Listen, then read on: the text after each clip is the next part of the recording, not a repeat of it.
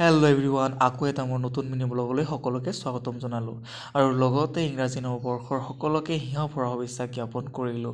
2025 চনটো সকলোৰে ভাল হওক তাৰে কামনা কৰিছোঁ আৰু লগতে আজি সৰুকৈ এটা মিনি ব্লগ বনালোঁ।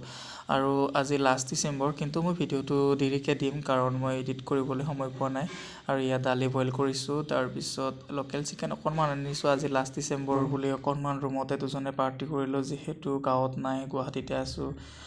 ক'তনো যাম, ৰুমৰ ভিতৰতে অকণমান আজি লোকেল চিকেন আনি পেলাই পাৰ্টি কৰিলোঁ। দালি মই ভাজি ল'লোঁ, এয়া লোকেল চিকেন আৰু এয়া বিলাহী, আলু, পিঁয়াজ কাটি লৈছোঁ। এতিয়া লোকেল চিকেনখিনি ভাজি ল'ম। কেৰাহীত তেল গৰম কৰি এতিয়া পিঁয়াজ দি লৈ পিঁয়াজ অকণমান ৰঙচুৱা হ'লৈকে ভাজি লৈছোঁ। হালধি দি লৈ এতিয়া দি দিলোঁ চিকেনখিনি মই ভাজি ল'ম। তাৰপিছত আপোনালোকে পাৰ্টি কৰিলে নে নাই জনাব দেই। আমি কিন্তু ৰুমৰ ভিতৰতে পাৰ্টি কৰিলোঁ।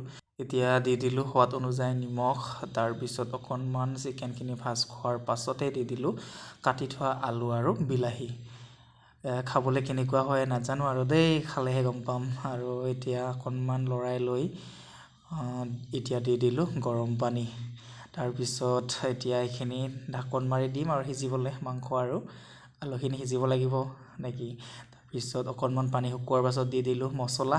তাৰপিছত এতিয়া দি দিলোঁ অকণমান লৰাই মেলি ধনিয়া, যিহেতু ধনিয়া হ'ব লাগিব ন গোন্ধটো।